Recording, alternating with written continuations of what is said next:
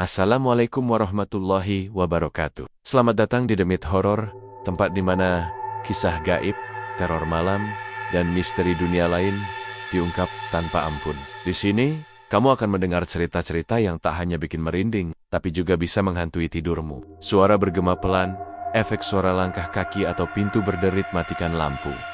Pasang headsetmu, dan bersiaplah, karena kamu sedang memasuki dunia The Myth Horror. Nada berubah sedikit lebih santai tapi tetap misterius. Jangan lupa untuk like, komen, dan subscribe agar kamu nggak ketinggalan kisah-kisah horor terbaru dari kami. Dan ingat, di balik setiap cerita, selalu ada sesuatu yang mengintai. Di sebuah kampung kecil di pinggiran kota Kediri, ada warung tahu bakso yang sangat terkenal milik seorang wanita bernama Hajah Lastri. Usianya sudah 48 tahun, namun wajahnya masih terlihat segar untuk ukuran seorang janda. Ia tinggal bersama dua anaknya, Randy yang berumur 19 tahun dan Dika yang masih duduk di bangku SMP umur 12 tahun. Sehari-hari Hajah Lastri dikenal sebagai sosok pekerja keras, bangun sebelum subuh dan baru tidur saat tengah malam. Warungnya tidak besar, tapi selalu penuh dari pagi sampai malam. Banyak orang datang hanya untuk menikmati tahu baksonya yang rasanya gurih, kenyal dan punya aroma khas yang bikin ketagihan.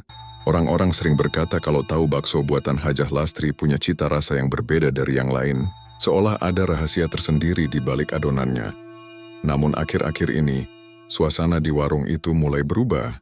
Di seberang jalan, berdiri sebuah warung baru milik Pak Todi, pria parubaya yang baru pindah dari luar kota. Warungnya menjual menu yang sama, tahu bakso juga. Awalnya Hajah Lastri tidak terlalu peduli. Tapi lama-lama ia merasa terganggu ketika melihat pembeli mulai berkurang. Banyak pelanggan yang biasanya datang ke warungnya kini memilih warung Pak Todi. Setiap sore Hajah Lastri hanya duduk di depan warung, memperhatikan dari jauh keramaian di tempat Pak Todi. Ia merasakan sesuatu yang menyesakan di dadanya. Rasa iri dan marah mulai tumbuh, apalagi ketika mendengar pembeli berkata, "Sekarang mending beli di tempat Pak Todi aja, tahu baksonya lebih gurih. Harganya juga lebih murah." Ucapan itu menancap di hatinya seperti pisau. Malam-malamnya jadi tidak tenang. Ia sering duduk di dapur sendirian sambil mengaduk adonan tahu yang belum habis terjual. Suara tik-tik air dari genting bocor menemani pikirannya yang kacau. Dari luar terdengar suara jangkrik bersahutan, dan sesekali gonggongan anjing terdengar panjang seperti melolong. Randy, anak sulungnya, sering melihat ibunya termenung di dapur. "Bunda, udah malam, tidur dulu. Besok masih dagang," ucap Randy lembut. Tapi Hajah Lastri hanya diam. Matanya menatap kosong ke arah panci besar. "Kalau terus begini, kita bisa bangkrut, Dik." Semua pembeli pindah ke dia. Padahal dulu warung ini yang paling ramai. Gumamnya lirih. Randy hanya bisa menarik napas panjang. Ia tahu ibunya keras kepala, tidak mudah menyerah. Tapi malam itu ada sesuatu yang berbeda.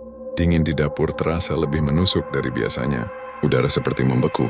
Lampu bohlam di atas meja tiba-tiba berkedip beberapa kali, lalu padam sesaat sebelum menyala kembali. Hajah Lastri merasa bulu kuduknya berdiri. Dari arah belakang rumah, terdengar seperti suara langkah kaki pelan tap, tap, tap, disusul suara bisikan halus yang hampir tak terdengar. "Lastri, kalau mau kembali berjaya, datanglah ke tempat yang lama dilupakan manusia." Ia langsung menoleh cepat, tapi tak ada siapa-siapa. Suara itu lenyap begitu saja. Randy yang masih di ruang tamu mendengar ibunya memanggil. Suaranya gemetar. "Randy, kau dengar barusan?" "Dengar apa, Bu?" "Gak ada apa-apa kok." Hajah Lastri terdiam. Ia mencoba menenangkan diri, tapi hatinya terasa tak tenang.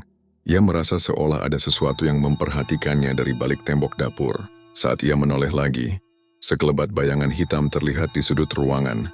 Ia menatap tajam ke arah itu, tapi bayangan itu hilang seperti asap. Sejak malam itu, ia sering mendengar bisikan aneh setiap kali sendirian. Kadang dari sumur belakang rumah, kadang dari dapur tempat ia menyiapkan dagangan. Suara itu selalu sama, lembut tapi membuat jantung berdebar. "Datanglah, Lastri. Kalau ingin menang, kalau ingin ramai lagi, ada jalan pintas."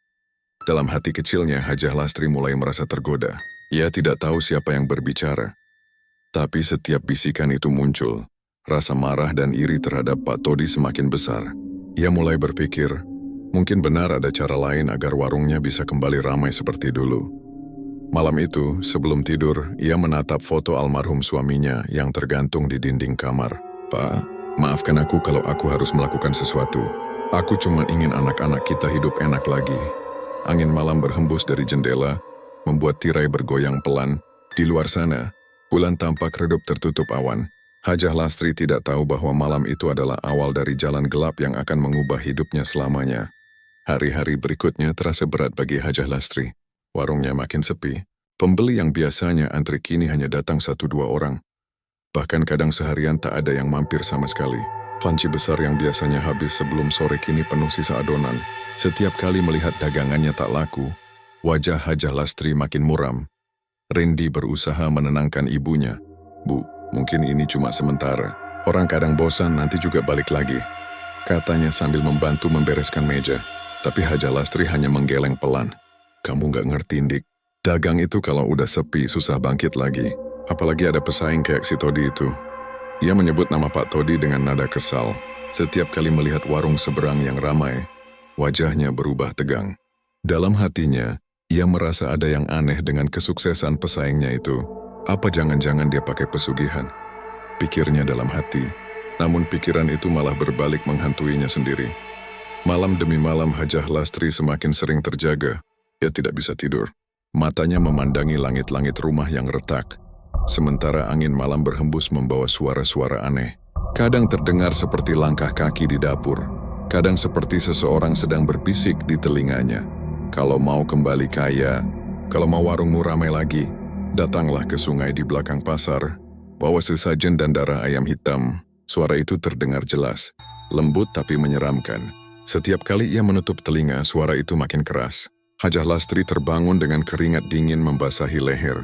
Ia menatap ke arah jendela, tapi yang terlihat hanya bayangan pepohonan yang bergoyang tertiup angin. Keesokan paginya, Hajah Lastri mencoba melupakan semuanya. Ia pergi ke pasar membeli bahan dagangan seperti biasa, tapi di antara kerumunan pedagang, pandangannya tertuju pada seorang lelaki tua yang duduk di pojokan, menjual kemenyan dan dupa. Wajah lelaki itu keriput, tapi matanya tajam. Saat Hajah Lastri lewat, ia tiba-tiba berbicara tanpa melihat. "Kalau ingin tahu jalan cepat, datang saja ke hutan belakang sungai. Jangan lupa bawa darah ayam hitam." Hajah Lastri tertegun. Suara lelaki itu persis seperti suara yang membisik padanya setiap malam. Ia ingin bertanya, tapi ketika menoleh, lelaki tua itu sudah menghilang begitu saja, hanya tersisa bau kemenyan yang menusuk hidung. Sepulang dari pasar, pikirannya tak tenang. Ia merasa seperti dipanggil sesuatu. Malam itu Hajah Lastri duduk di teras rumah sambil menatap langit yang mendung. Rendi sudah tidur, begitu juga Dika. Hujan turun pelan tapi udara terasa aneh. Dari arah belakang rumah terdengar suara ayam berkokok padahal belum subuh. Suara itu diikuti bisikan yang kini terdengar sangat dekat di telinganya. "Datanglah malam Jumat, Lastri. Aku akan menolongmu. Kau hanya perlu meneteskan darah ayam hitam ke tanah. Dan sebut namamu 3 kali. Setelah itu rezekimu akan terbuka lebar." Hajah Lastri gemetar, tapi di dalam dadanya tumbuh perasaan aneh. Bukan takut, tapi penasaran. Seolah ada kekuatan yang menariknya untuk percaya. Ia menatap uang hasil jualan di toples, jumlahnya sedikit sekali. Ia tahu besok ia tak akan bisa beli bahan kalau dagangannya terus sepi. Kalau ini satu-satunya jalan, aku harus mencobanya, gumamnya pelan. Malam itu ia keluar rumah diam-diam membawa senter kecil dan berjalan ke belakang rumah. Hujan sudah berhenti tapi tanah masih becek. Di dekat pagar bambu, ia melihat seekor ayam hitam milik tetangga sedang berteduh. Dengan hati ragu, ia menangkap ayam itu dan membawanya ke dapur. Tangannya gemetar saat memegang pisau. Hatinya berdebar keras, tapi bisikan di telinganya terdengar makin kuat, seolah memberi keberanian.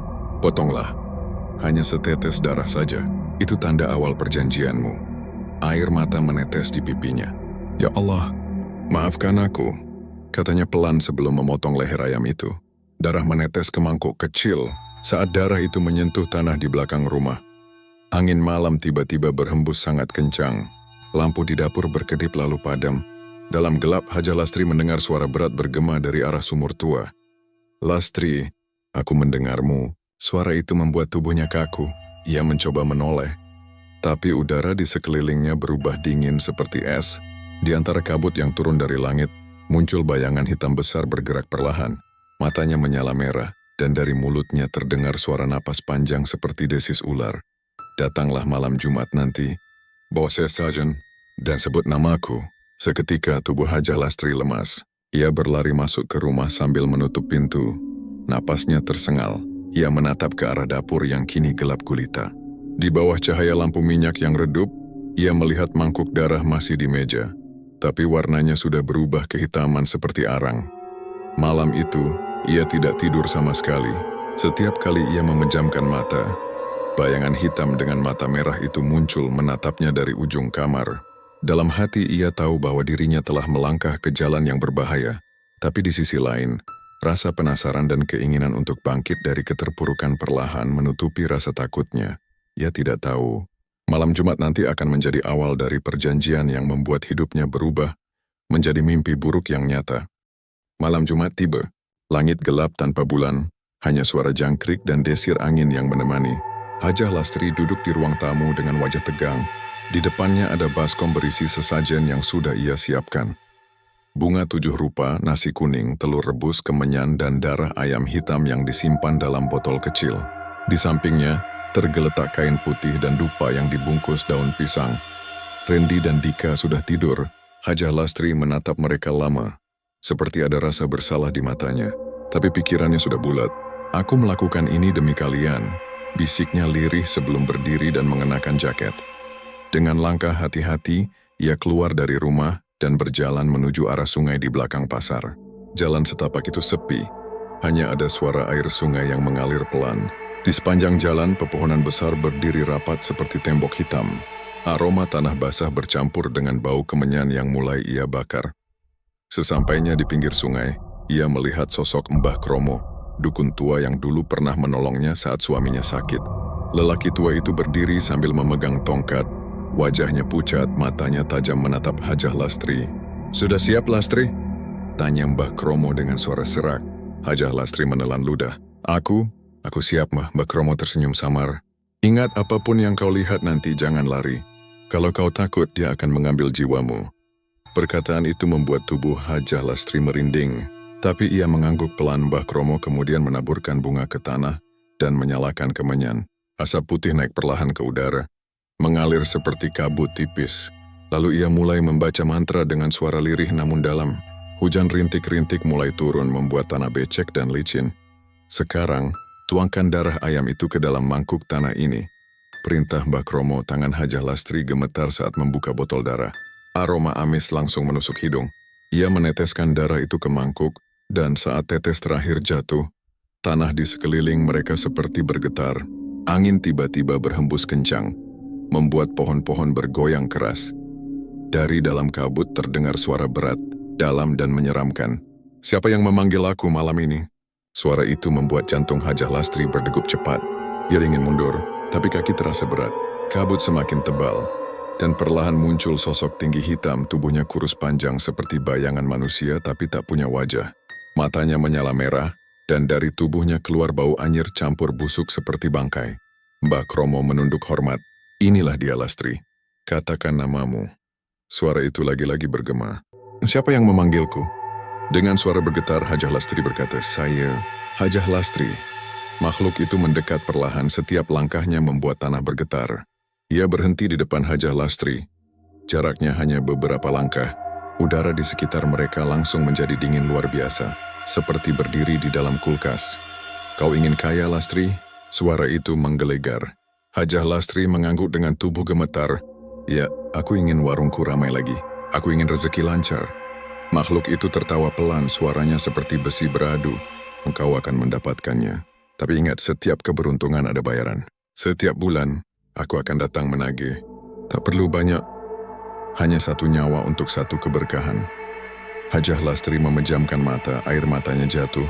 Ia tahu itu artinya tumbal, tapi pikirannya dikuasai keinginan. "Baik, aku setuju," ucapnya pelan. Saat itu juga makhluk itu menengadahkan tangannya yang panjang dan hitam, lalu menyentuh kening Hajah Lastri. Seketika tubuhnya seperti disambar petir. Ia jatuh tersungkur, tubuhnya kejang, dan dalam pandangannya yang kabur, ia melihat sekilas bayangan wajah-wajah manusia menangis dari dalam kabut. Suara Mbah Kromo terdengar jauh di telinganya. "Tahan, Lastri. Jangan menolak. Ini bagian dari perjanjian." Hajah Lastri menjerit keras sebelum semuanya gelap. Ketika ia tersadar, kabut sudah hilang. Ia berbaring di tanah yang basah, kemenyan sudah padam, dan Mbah Kromo berdiri di sampingnya dengan wajah datar. "Sudah selesai," katanya pelan. "Makhluk itu, siapa dia, Mbah?" tanya Hajah Lastri dengan suara serak. "Dia yang memberi rezeki pada siapapun yang berani berjanji. Tapi ingat, sekali kau setuju, tak ada jalan kembali." Hajah Lastri menunduk, napasnya masih berat. Tapi di dalam hatinya entah kenapa ada perasaan aneh yang tenang dan hangat, seperti baru saja terbebas dari beban besar. Mbah Kromo menatapnya dalam. "Mulai besok rezekimu akan datang sendiri. Warungmu akan ramai. Tapi jangan lupa, malam Jumat pertama di setiap bulan kau harus memberi dia makan." "Memberi makan?" tanya Hajah Lastri bingung. "Ya," jawab Mbah Kromo singkat. "Dia hanya makan satu hal, darah manusia." Kata-kata itu membuat wajah Hajah Lastri pucat, tapi sebelum ia sempat bicara lagi, suara azan subuh terdengar dari kejauhan. Mbah Kromo perlahan berjalan pergi, menghilang di balik kabut yang menipis. Hajah Lastri berdiri sendirian di tepi sungai, memandangi air yang mengalir tenang. Tapi bayangan wajah makhluk bermata merah itu masih menempel di pikirannya. Ia tidak tahu apa yang baru saja ia lepaskan malam itu. Ia hanya tahu mulai besok hidupnya tidak akan sama lagi. Keesokan paginya, Hajah Lastri bangun lebih pagi dari biasanya. Tubuhnya masih terasa lemas setelah kejadian di hutan semalam, tapi ada semacam semangat aneh yang tumbuh di dadanya. Ia tidak tahu kenapa, tapi hatinya terasa ringan, dan pikirannya penuh rasa yakin bahwa hari ini warungnya akan ramai. Ia menyalakan kompor, menyiapkan tahu dan adonan bakso seperti biasa. Saat mengaduk bahan, tangannya terasa lebih cepat dan ringan. Aroma adonan yang biasanya biasa saja, kini tercium sangat harum, bahkan sebelum digoreng pun sudah terasa menggoda. "Tumben harum banget ya, Bu?" kata Randy sambil membantu menata meja. Hajah Lastri hanya tersenyum kecil. "Mungkin resep baru Ibu manjur." Tak lama, pembeli pertama datang. Lalu 2, 3 orang, dan entah dari mana, orang-orang mulai berdatangan seperti ditarik sesuatu. Dalam waktu setengah jam, warung itu sudah penuh. Kursi-kursi tak tersisa, antrean mengular sampai depan pagar. Randy sampai kewalahan melayani.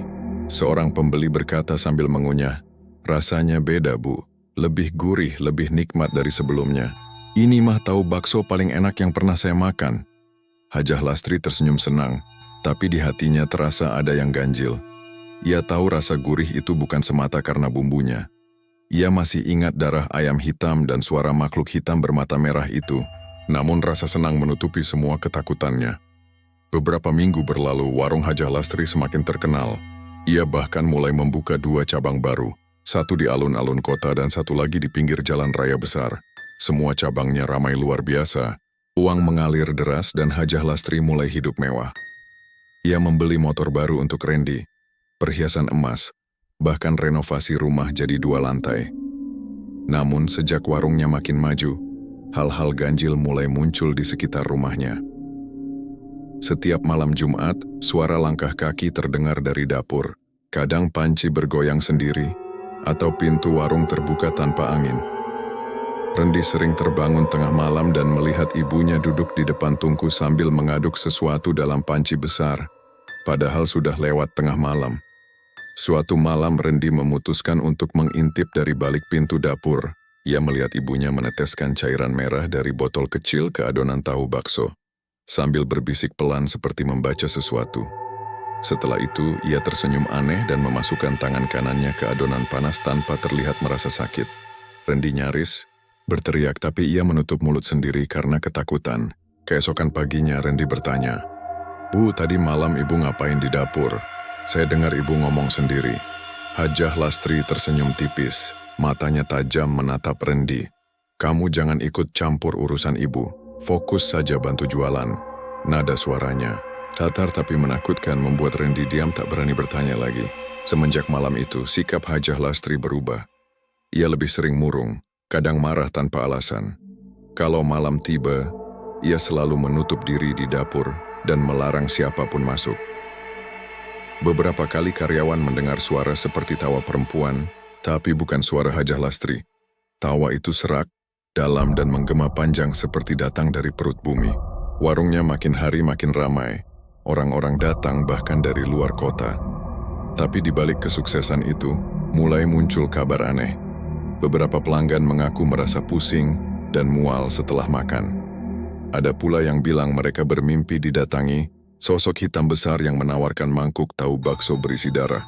Namun karena rasa tahu baksonya sangat enak, mereka tetap datang lagi. Suatu hari, salah satu karyawannya, Siti, tiba-tiba menghilang. Ia terakhir terlihat saat menyiapkan bahan di dapur malam sebelumnya. Keesokan paginya, Hajah Lastri bilang, Siti sudah pulang kampung, katanya orang tuanya sakit. Tapi Randy merasa ada yang aneh.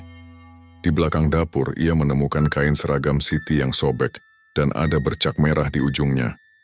Saat Randy bertanya, "Bu, ini baju Siti kok ada di sini?" Hajah Lastri menjawab datar, "Dia lupa, nanti aku kirim." Namun malamnya saat Randy bangun karena haus, ia mendengar suara aneh dari dapur. Suara itu seperti seseorang sedang mengunyah keras-keras. Ia berjalan pelan ke arah dapur, tapi begitu membuka pintu sedikit, hawa dingin menyergap. Lampu mati, tapi dari dalam ia melihat siluet ibunya membungkuk di depan panci besar.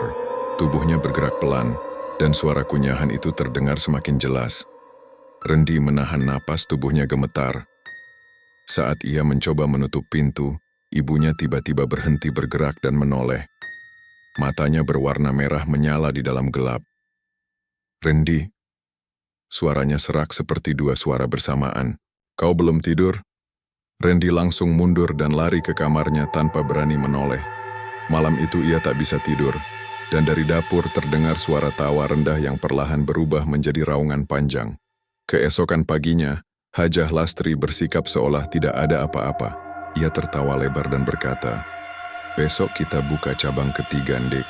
Ibu mau semua orang tahu bakso kita paling laris di Jawa Timur." Randy hanya menatap ibunya dalam diam. Di wajah ibunya yang dulu lembut, kini ada sesuatu yang lain, seperti bayangan hitam yang bersembunyi di balik matanya.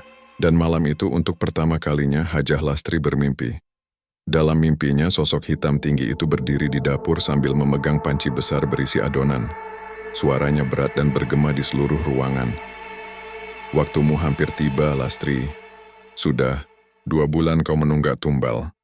Hajah Lastri terbangun dengan keringat dingin membasahi tubuh. Dari luar kamar, terdengar suara ayam berkokok. Tapi anehnya, suara itu terdengar seperti tawa yang panjang dan menakutkan. Hari-hari setelah mimpi itu terasa aneh bagi Hajah Lastri. Ia tidak bisa tenang. Wajahnya pucat, matanya cekung, dan setiap malam Jumat tubuhnya gemetar tanpa sebab. Tapi ia berusaha menutupi semua itu di depan orang lain. Warungnya tetap ramai, bahkan cabang ketiga yang baru dibuka di Tulungagung langsung laku keras. Namun, di balik senyum dan kesibukan itu, ada sesuatu yang gelap yang mulai tumbuh di dalam dirinya. Seolah-olah ada suara yang terus berbisik dari dalam kepala. Suara yang sama seperti malam perjanjian di hutan. "Waktumu tiba, Lastri." "Kau berutang darah."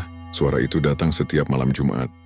Kadang saat ia sedang mencuci piring, kadang saat ia menyiapkan adonan tahu.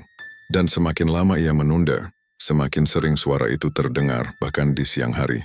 Kadang saat ia sedang melayani pembeli, tiba-tiba telinganya berdengung dan ia mendengar bisikan itu lagi. "Berikan aku 1 jiwa, atau biar aku yang akan mengambilmu." Hajah Lastri mulai kehilangan tidur. Ia menjadi mudah marah. Randy dan Dika sering dimarahi hanya karena hal sepele.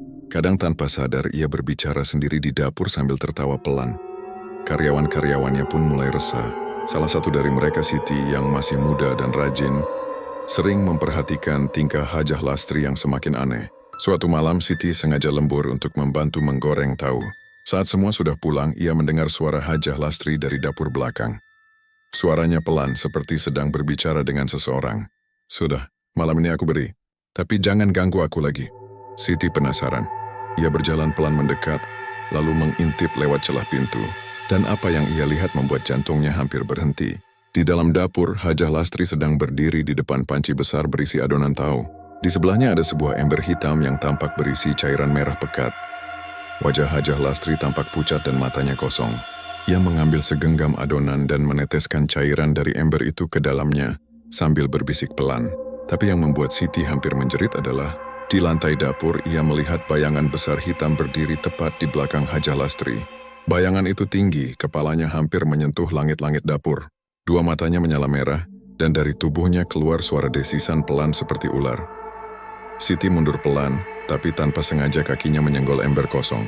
Suaranya membuat Hajah Lastri menoleh cepat. Matanya merah, wajahnya berubah menyeramkan. "Siti," suaranya berat, bukan seperti suara manusia biasa. "Kau ngintip ya?" Siti panik dan langsung lari keluar dari warung tanpa menoleh lagi. Ia berlari sampai ke rumahnya yang hanya berjarak 3 gang. Nafasnya terengah-engah, jantungnya berdebar kencang. Sepanjang malam ia menangis ketakutan. Namun keesokan paginya, Siti tidak terlihat lagi. Orang tuanya melapor ke RT, tapi tak ada yang tahu kemana ia pergi. Hajah Lastri bilang dengan wajah tenang, "Siti tadi malam izin pulang kampung. Katanya ibunya sakit." Semua orang percaya. Karena siapa yang berani curiga pada Hajah Lastri, janda kaya yang kini dihormati di kampung? Hanya Randy yang merasa tidak tenang. Sejak malam itu rumah mereka terasa lebih dingin. Di dapur kadang muncul bau amis yang kuat meski sudah dibersihkan berkali-kali. Randy juga menemukan sesuatu yang membuat darahnya berdesir.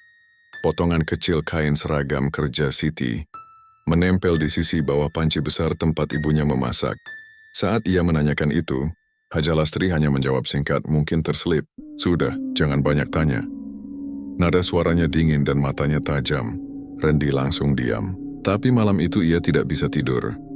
Sekitar tengah malam dari kamarnya, ia mendengar suara berat dan basah dari arah dapur. Seperti suara seseorang mengaduk sesuatu yang kental. Rasa penasaran mengalahkan takutnya. Ia berjalan pelan ke dapur, dan dari balik pintu ia melihat ibunya duduk di depan tungku. Wajahnya pucat, tangannya berlumur darah sampai ke siku. Di depannya ada ember besar, dan dari dalam ember itu keluar bau busuk yang menusuk hidung. Tiba-tiba Hajah Lastri berbicara sendiri, dengan nada lembut tapi menakutkan. "Sudah puas? Ini sudah kuberikan.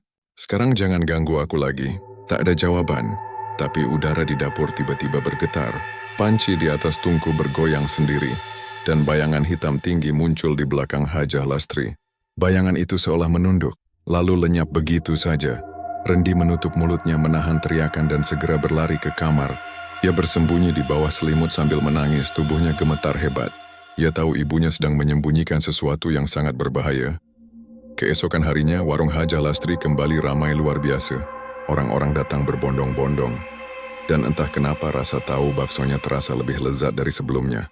Tapi di antara kepulan uap dapur yang harum, Randy mencium sesuatu yang lain. Aroma amis samar yang tak hilang meski semua bumbu sudah harum. Sejak hari itu, Hajah Lastri tidak pernah terlihat takut lagi. Wajahnya kembali cerah, bahkan lebih muda dari sebelumnya. Tapi setiap kali malam Jumat tiba, ia selalu mengurung diri di dapur, menyalakan dupa, dan berbicara dengan suara pelan seperti memanggil seseorang.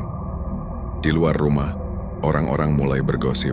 Mereka bilang ada sesuatu yang aneh dengan warung Hajah Lastri. Ada yang pernah lewat tengah malam dan melihat bayangan hitam tinggi berdiri di dapur warung itu. Ada pula yang bilang mendengar suara perempuan menangis dari sumur belakang rumah Hajah Lastri. Namun tak ada yang berani menegur atau menuduh, karena semua takut. Sementara itu di hati Hajah Lastri, rasa bersalah dan takut mulai tergantikan oleh keserakahan. Ia tahu ia sudah memberikan satu tumbal, dan itu membuatnya makin berani. Mungkin 1 jiwa saja sudah cukup, pikirnya. Tapi ia salah. Malam Jumat berikutnya suara itu datang lagi ke telinganya. "Lastri, aku lapar lagi." Sejak malam tumbal itu, suasana di rumah Hajah Lastri makin aneh. Randy yang dulu ceria mulai sering murung. Dika yang masih kecil pun jadi penakut dan tak berani tidur sendiri. Kadang di malam hari mereka berdua terbangun karena mendengar suara langkah kaki berat di dapur. Seperti orang berjalan dengan kaki berlumur lumpur. Bau amis juga semakin menyengat. Meski sudah disiram sabun dan pewangi, bau itu tetap muncul, terutama setiap malam Jumat. Tapi Hajah Lastri seolah tak peduli. Ia malah makin sibuk membuka cabang baru. Kini ia punya 3 warung besar di Blitar, Tulungagung, dan Kediri. Semua warungnya selalu ramai pembeli, padahal banyak pesaing yang menjual tahu bakso juga. Pak Todi pesaingnya dulu, bahkan sampai bangkrut. Warungnya sepi, padahal dulunya terkenal di pasar. Orang-orang bilang rasa tahu baksonya Pak Todi tiba-tiba jadi hambar. Tidak seenak dulu. Ada yang percaya ini karena Hajah Lastri lebih pintar mencari rezeki. Tapi ada juga yang berbisik pelan. Bukan pintar tapi pesugihan. Malam itu Hajah Lastri duduk di ruang tamu sendirian. Di luar hujan turun deras dan petir sesekali menyambar. Tiba-tiba suara itu muncul lagi di telinganya. Suara berat dan dingin. "Lastri, aku lapar lagi." Tubuhnya gemetar. Ia menatap dapur dengan mata kosong. Sudah aku beri 1 jiwa, jawabnya pelan. Suara itu tertawa, rendah tapi panjang. Kau pikir cukup 1? Kau ingin kekayaanmu tetap mengalir, bukan? Beri lagi, 1 lagi Lastri. Air mata mulai mengalir di pipinya. Ia tahu suara itu benar. Jika ia tidak memberi tumbal baru, kekayaannya akan menghilang. Semua warungnya bisa hancur. Ia terdiam lama sampai akhirnya wajahnya berubah dingin. Baik, tapi kali ini, jangan ganggu aku lagi. Beberapa hari kemudian Hajah Lastri memanggil salah satu karyawannya, Burina, seorang janda yang sudah lama bekerja padanya. Burina orangnya baik, sering membantu Randy dan Dika belajar. Malam itu Hajah Lastri pura-pura minta bantuan membuat adonan di dapur. Rina, bantu aku sebentar ya, adonannya harus selesai malam ini. Besok banyak pesanan. Burina mengangguk tanpa curiga. Mereka berdua mulai bekerja di dapur, mencampur adonan tahu dan daging. Hanya saja saat Burina lengah, Hajah Lastri memasukkan sesuatu ke dalam air rebusan. Cairan hitam pekat dari botol kecil yang disimpan di lemari bawah tungku. Bau menyengat langsung memenuhi ruangan. Burina terbatuk-batuk. Bu Hajah, ini bau apa ya? Tanyanya sambil menutup hidung. Mungkin airnya basi, jawab Lastri tenang, tapi pandangannya tajam dan kosong. Tiba-tiba lampu dapur berkedip lalu mati total. Gelap gulita. Burina terdiam. Bu Hajah? Panggilnya pelan. Tak ada jawaban. Yang terdengar hanya suara desisan panjang dari arah belakang dapur, seperti ular besar yang sedang bernafas. Burina mulai panik. Ia meraba-raba mencari lilin tapi sesuatu menyentuh bahunya. Ia menoleh cepat. Dan yang dilihatnya membuatnya menjerit histeris. Di depan matanya berdiri sosok tinggi hitam. Matanya merah menyala, mulutnya terbuka lebar hingga ke telinga. Tangannya panjang, berujung seperti cakar, meneteskan darah. Sebelum sempat lari, sosok itu menerkam. Jeritannya menggema ke seluruh rumah. Tapi di luar, hujan dan petir menutupi semua suara. Keesokan paginya, Hajah Lastri duduk di ruang tamu dengan wajah tenang. Ia meminum kopi sambil tersenyum kecil. Randy yang turun dari kamar langsung bertanya, Burina kemana? Semalam aku dengar dia di dapur. Hajah Lastri menatap anaknya dengan mata kosong. Dia sudah pulang. Pulang jam berapa?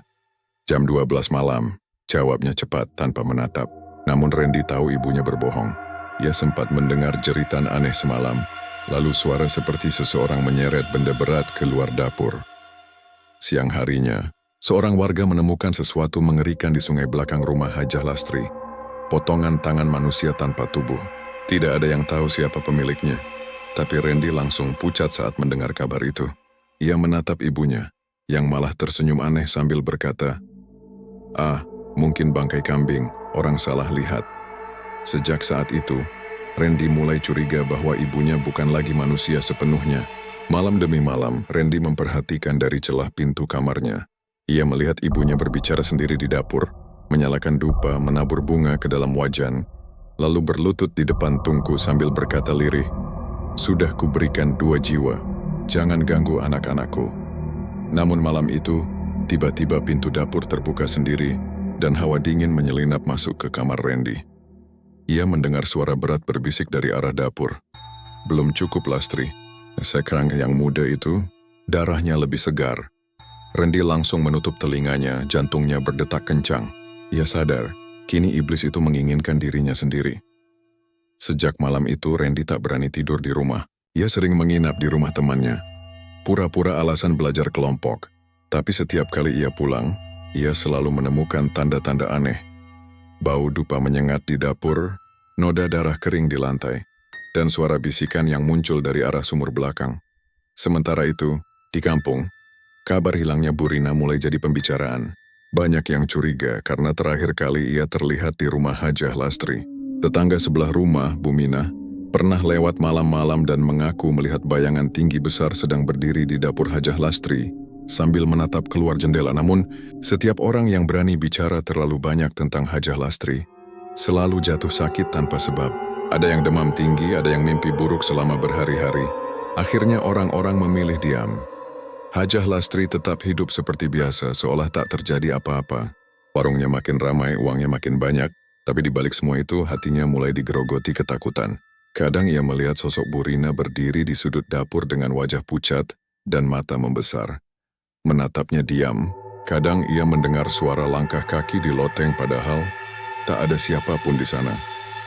Suatu malam saat ia sedang tidur, terdengar suara bisikan lembut di telinganya. "Sekarang giliran darahmu sendiri, Lastri." Ia terbangun dengan tubuh penuh keringat. Di cermin kamar, ia melihat bayangan hitam berdiri tepat di belakangnya. Dan malam itu untuk pertama kalinya Hajah Lastri benar-benar merasa takut. Bukan pada jin, bukan pada suara itu, tapi pada balasan yang akan segera datang. Sejak kejadian malam itu, wajah Hajah Lastri mulai berubah. Tubuhnya semakin kurus, matanya sayu, dan kulitnya tampak pucat seperti orang sakit. Tapi anehnya setiap kali pagi datang, ia kembali terlihat segar dan cerah, seolah tidak terjadi apa-apa. Randy sering memperhatikan perubahan itu dengan hati gelisah. Ia tahu, ibunya sedang menyembunyikan sesuatu yang lebih menyeramkan dari sekadar rahasia bisnis. Warung-warung Hajah Lastri tetap ramai, bahkan makin laris. Namun di balik keberhasilan itu ada ketakutan yang terus menghantui. Setiap malam Jumat, rumah mereka selalu dipenuhi aroma dupa dan suara bisikan dari dapur. Kadang terdengar tawa lirih perempuan di tengah malam. Kadang suara langkah kaki yang menyeret seperti sesuatu sedang ditarik di lantai. Randy tak tahan lagi. Ia ingin tahu apa sebenarnya yang dilakukan ibunya. Suatu malam saat ibunya sudah masuk ke dapur dan menutup pintu, Randy mengintip dari celah kecil di dinding bambu. Apa yang ia lihat membuat bulu kuduknya berdiri. Di dalam dapur, ibunya duduk di lantai di depan tungku yang menyala merah. Di depannya ada mangkuk besar berisi darah segar, dan di sebelahnya ada seekor ayam hitam yang masih hidup, tapi kepalanya terkulai, seperti sedang sekarat. Hajah Lastri memegang ayam itu, lalu berbisik pelan, "Jangan ganggu aku dan anak-anakku. Ini persembahan terakhir." Tiba-tiba api di tungku menyala tinggi, dan dari dalam nyala api itu muncul bayangan besar hitam. Suara berat keluar dari arah api itu. "Kau sudah melanggar perjanjian, Lastri. Bukan hewan yang kubutuhkan, tapi manusia." Lastri memejamkan mata, menangis, suaranya bergetar. "Aku tidak mau lagi, aku takut. Cukup 2 orang, jangan lagi." Suara itu tertawa dingin. "Kalau begitu aku ambil sendiri, dari darahmu." Sekejap dapur menjadi gelap gulita. Suara ayam menggelepar, lalu sunyi. Randy yang melihat dari balik dinding langsung jatuh terduduk, napasnya terengah. Ia berlari ke kamar Dika yang sedang tidur dan memeluk adiknya kuat-kuat. Keesokan harinya, Hajah Lastri terlihat pucat dan matanya merah seolah tidak tidur semalaman. Tapi ia tetap memaksa bekerja seperti biasa. Saat sedang menyiapkan dagangan, Randy memberanikan diri bicara. "Bu, aku lihat semalam, ibu bicara sama siapa di dapur?" Hajah Lastri terdiam, tatapannya kosong. "Kau tidak lihat apa-apa, Ren," jawabnya datar. "Tapi aku lihat, Bu. Aku lihat ada sesuatu di tungku." "Itu bukan manusia." "Diam!" teriak Hajah Lastri tiba-tiba. Matanya melotot tajam. "Jangan ikut campur urusanku." Randy mundur ketakutan. Ia tidak pernah melihat ibunya semarah itu. Tapi di dalam hatinya ia tahu, ibunya sudah tidak seperti dulu lagi. Hari demi hari suasana di rumah makin menyeramkan.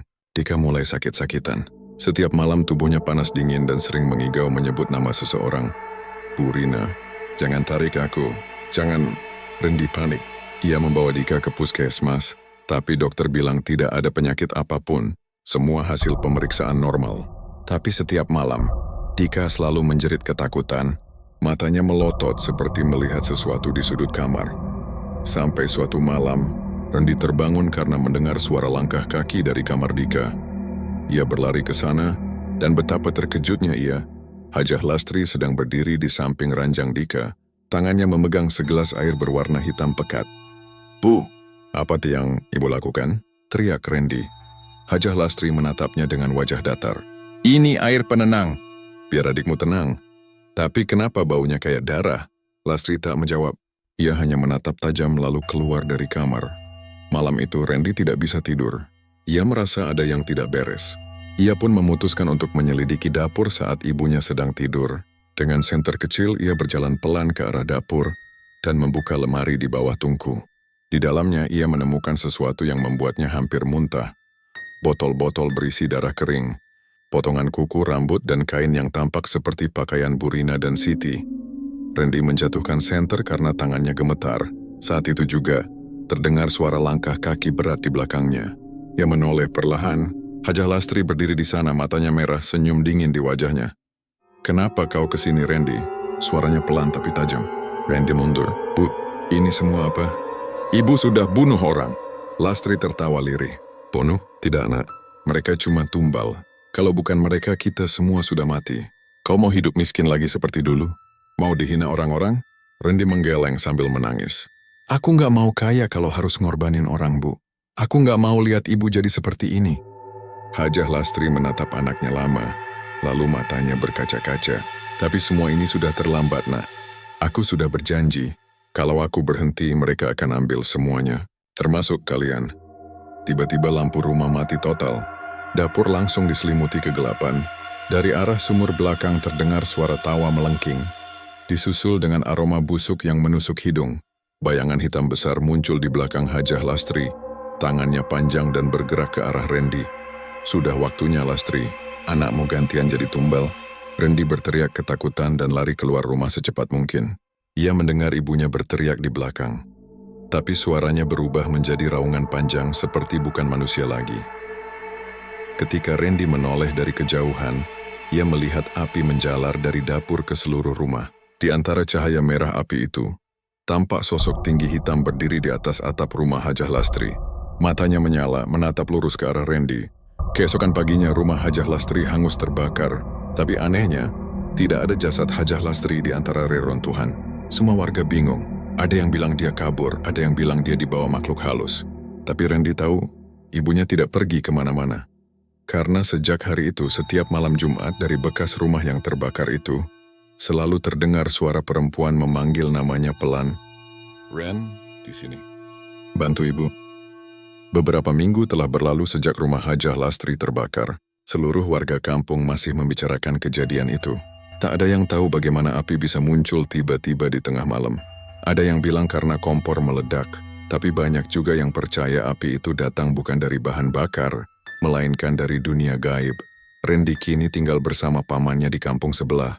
Tubuhnya lemas, matanya sayu. Tadi yang dia sudah tidur. Dalam mimpinya, ia selalu melihat ibunya berdiri di tengah api. Wajahnya hangus tapi matanya menatapnya dengan tajam. Kadang ibunya berkata, Ren, ibu cuma ingin kamu selamat, jangan lari. Awalnya Randy menganggap itu mimpi biasa, tapi setiap malam mimpi itu datang lagi. Dan setiap kali ia terbangun, ia mencium bau dupa terbakar dari arah luar jendela. Sementara itu, warga sekitar mulai ketakutan. Bekas rumah Hajah Lastri yang sudah jadi puing hangus selalu mengeluarkan suara aneh setiap malam Jumat. Kadang terdengar langkah kaki, kadang suara seseorang memanggil-manggil nama Randy. Beberapa orang yang lewat malam hari mengaku melihat bayangan perempuan berdiri di antara reruntuhan dengan rambut panjang dan wajah hitam terbakar. Tak lama kemudian, kebenaran yang selama ini disembunyikan mulai terungkap. Seorang mantan karyawan lama Hajah Lastri, Pak Bowo, datang ke rumah RT membawa tas berisi barang-barang dari gudang cabang warung Lastri yang belum sempat diambil. Di dalam tas itu, ada sesuatu yang mengejutkan semua orang. Botol-botol kecil berisi darah kering, potongan rambut, dan kain seragam milik dua karyawan yang pernah hilang. Siti dan Bu Rina DRT langsung memanggil beberapa warga dan tokoh agama. Mereka semua sepakat barang-barang itu bukan milik manusia biasa. Ada unsur hitam di dalamnya. Pak Bowo dengan suara bergetar bercerita, saya sering lihat Bu Hajah tengah malam ke warung. Dia nyalain dupa, baca-baca mantra, lalu nyiram adonan tahu pakai cairan dari botol itu. Katanya biar laris. Tapi malam terakhir sebelum kebakaran saya lihat dia ngomong sama bayangan besar di dapur. Besoknya, warungnya kebakar. Cerita itu menyebar cepat. Dalam waktu 1 hari, seluruh kampung tahu bahwa Hajah Lastri melakukan pesugihan. Berita itu bahkan sampai viral di media sosial setelah salah satu warga diam-diam merekam video di lokasi bekas rumahnya. Dalam video itu terdengar jelas suara perempuan menangis di tengah puing, padahal tidak ada siapapun di sana. Semakin hari, suasana di sekitar rumah bekas Lastri makin mencekam. Setiap malam Jumat selalu ada kejadian aneh. Kadang bau tahu bakso tercium dari arah reruntuhan meski tidak ada yang memasak. Kadang muncul suara orang mengaduk panci besar dari dalam puing. Dan yang paling menakutkan, beberapa orang melihat sosok perempuan berpakaian daster lusuh berjalan di sekitar rumah itu sambil memanggil, Bu Rina, Siti, di mana kalian? Randy yang mendengar kabar itu merasa bersalah dan ketakutan. Ia ingin melupakan semuanya, tapi setiap malam suara ibunya terus memanggil namanya. Akhirnya ia memberanikan diri untuk kembali ke kampung dan melihat sendiri bekas rumah mereka. Malam itu hujan rintik-rintik. Randy datang sendirian. Hanya membawa senter dan Al-Quran kecil di sakunya. Bekas rumah ibunya tampak gelap dan sunyi. Sisa dinding hitam gosong masih berdiri setengah.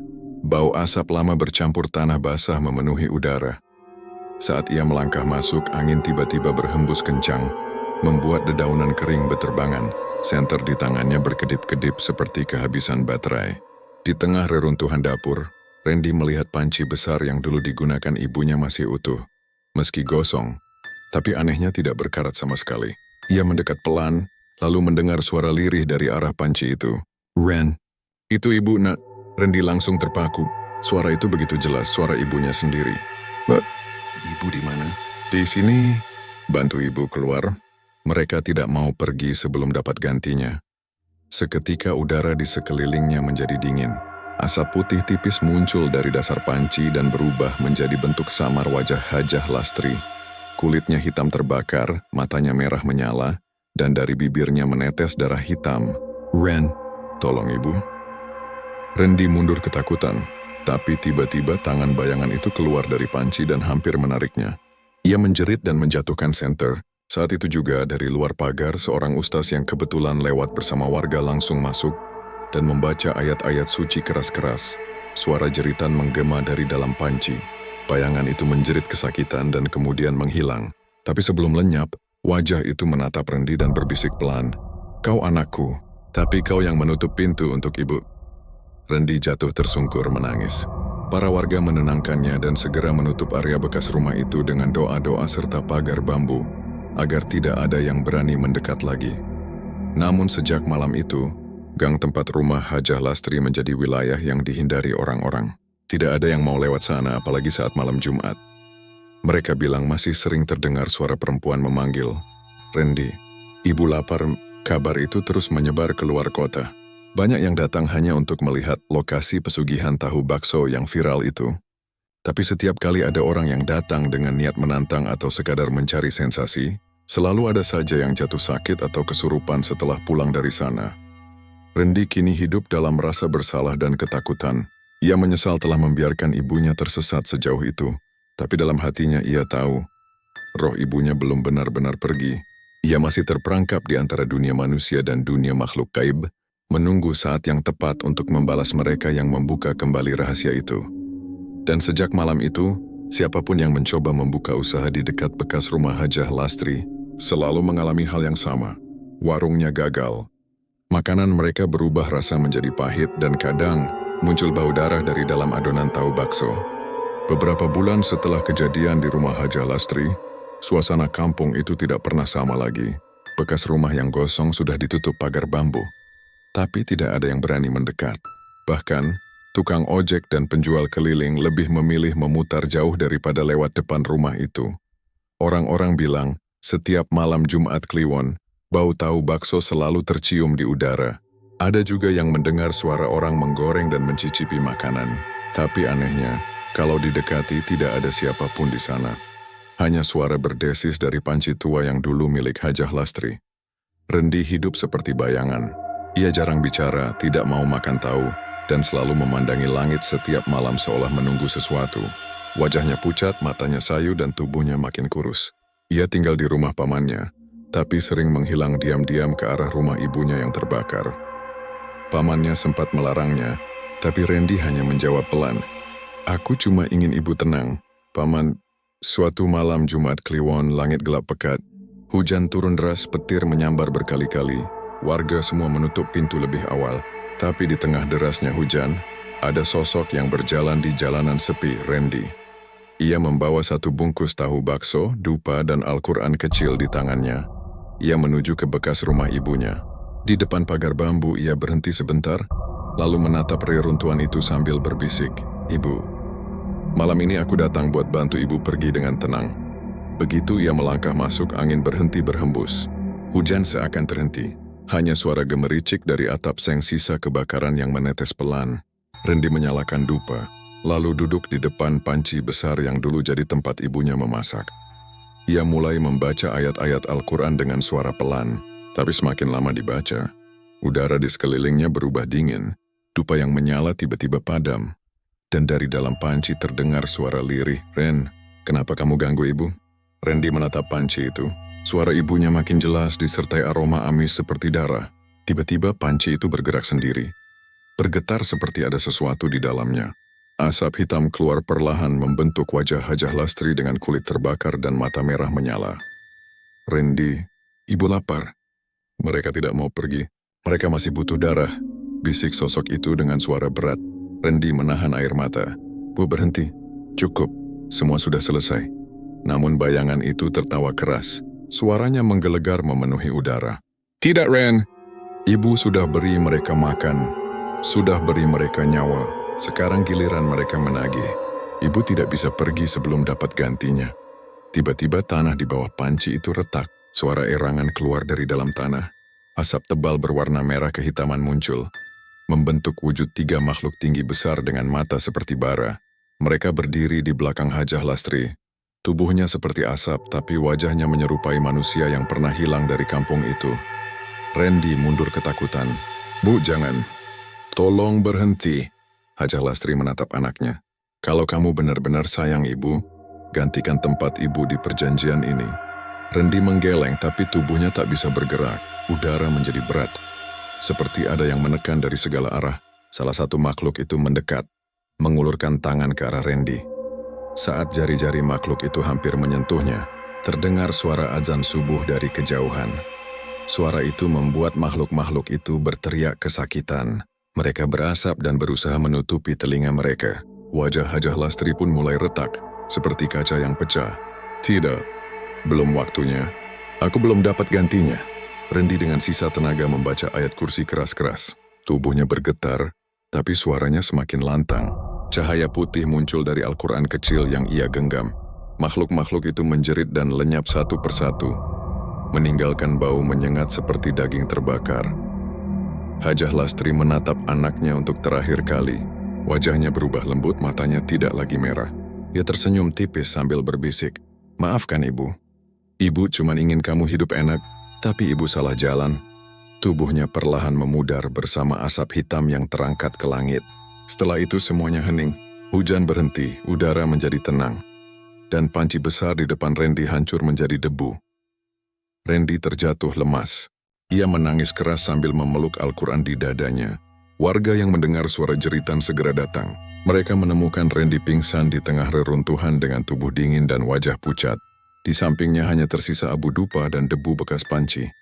Sejak malam itu tidak ada lagi kejadian aneh di kampung itu. Bekas rumah Hajah Lastri akhirnya dibersihkan dan dijadikan taman kecil.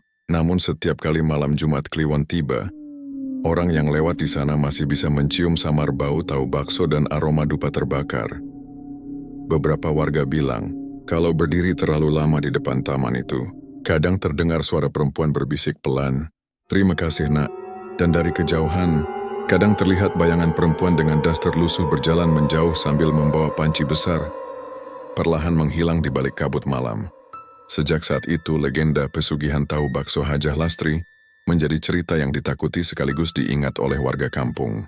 Mereka percaya, keserakahan bisa membuat seseorang menukar kasih sayang dengan kutukan. Dan bagi Randy, malam itu menjadi akhir sekaligus awal dari penyesalan yang tidak akan pernah hilang seumur hidupnya.